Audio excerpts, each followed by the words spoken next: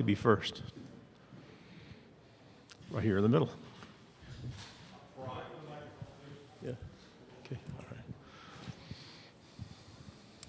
Farrod, it seems at Mississippi State for the past few years we've heard, hey, the tight end's really going to be a big part of the offense, and it hasn't come to fruition. What's going to be different this year, and how big a role are you going to play in Mississippi State's offense? More is going to be asked of us from the whole group. A lot of 12 personnel, a lot of 11 personnel, and we're going to have a huge role.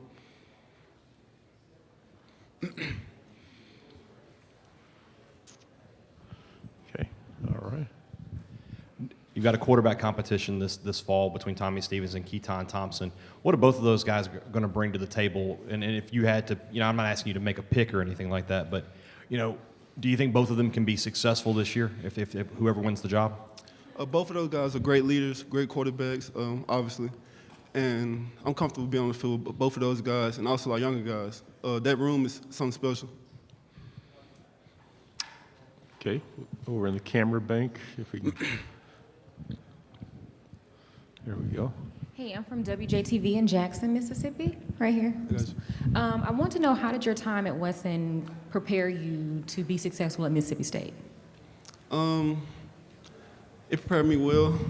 Small town, so nobody really knew who I was. I wasn't highly recruited, so they helped me as being humble and not getting a big head and working for things I want. And my parents was on me about that and just staying level-headed, and I knew this day would come. Over here to your right, second row. Caroline Grace, WAFF, out of Huntsville, Alabama. So from everyone on the team, how is their confidence impacted by there not being a decision yet on the quarterback? There's no decision made at any position. We're all working. We're all there for a reason. And everybody has competition in each room, so each guy has attacked each day and not knowing what's promised. And each guy has been pushed by somebody in their group, and there's no depth chart yet. Okay, to your left. Jacques Doucet, WAFB TV in Baton Rouge. When LSU went to Starkville a couple of years ago, you guys beat them pretty soundly. Can you speak to them coming to Starkville this year to play you guys? It'll definitely be an exciting game. Each SEC game is, and I'm looking forward to that game. LSU always had that swagger on defense, and I'm ready to play against those guys. Over here to the right against the wall. Well, Michael Bradden from Saturday Down South. Obviously, you guys added Tommy Stevens, quarterback, but also Kansas State receiver Isaiah Zuber. Just thoughts on them and how they're fitting in with the team. And I know they haven't been through a camp, but just your impression on them. We've been doing 7-on-7 individual drills with those guys, and they're going to help our team out a lot, both of those guys. They bring some great things to the table, and I'm excited to see what they do this fall. Okay, we'll go right down here in front, in the middle. You look at last year, you lose Nick Fitzgerald, Jeff Simmons, Montez Sweat, a lot of the leaders on this team. Obviously, Darrell Williams and Errol Thompson are the captains, and they brought you here to media days. What kind of leadership role are you going to fill this year? We lost some guys that you really can't replace, Jeffrey Simmons, Montez Sweat, Nick Fitzgerald. But I believe in our younger guys are ready to step up, and they have huge chips on their shoulder because they have huge shoes to fill. And the leadership role is something that I'm growing into. It's different because I'm not that vocal, but I'm excited to see where it goes. Go back to your left here again. Okay, so I know everyone's been talking about the quarterback battle, but how is it for you as a tight end to have two quarterbacks that are up for the job that are capable of doing it well? It helps our team a lot because you don't want to just have one quarterback because things happen in SEC. It's a physical game. So, and also they push one another, and they're helping our team grow. The defense, they also help defense because the depth is huge in this conference, long season. So we're thankful for that.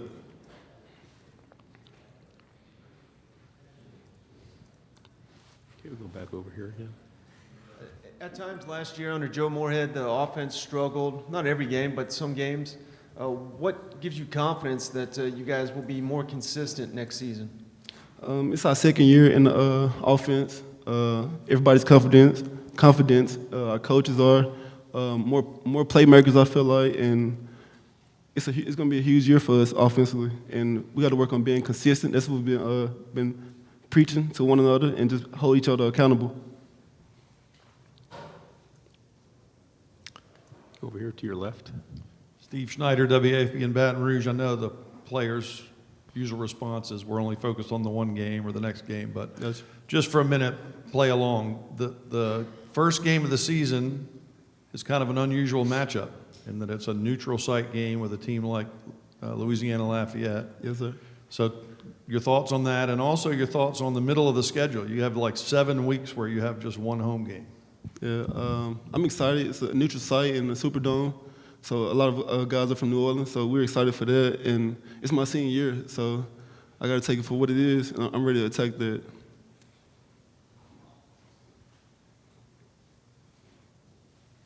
They call you hard-nosed in your biography. What makes you a hard-nosed player?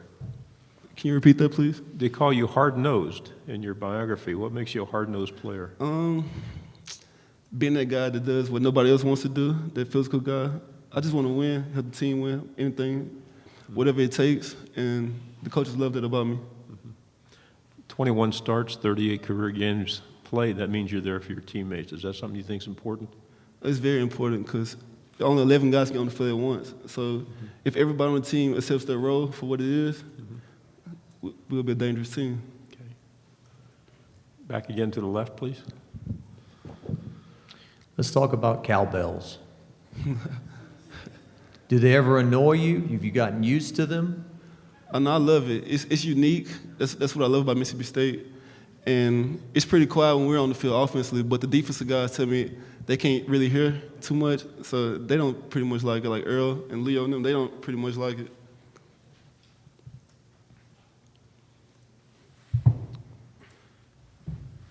We still have them for a few more minutes. Is there anything else?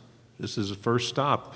Go ahead. How would you explain like the environment whenever you walk into the stadium? What is it like on game day? Like for us, It's an unreal feeling. I love it. Each Saturday, going to Davis Wade, our fans, the cowbells, all the little things about it. And I don't have that many games left in Davis Wade, so I have to cherish it. Okay, back here in the middle. What's something about Coach Moorhead that we don't know that you could tell us? He's a huge history guy. He loves watching the History Channel. Every time you go in his office, he's watching the History Channel to get his mind off of things. That's something about Coach Moorhead that some people don't know.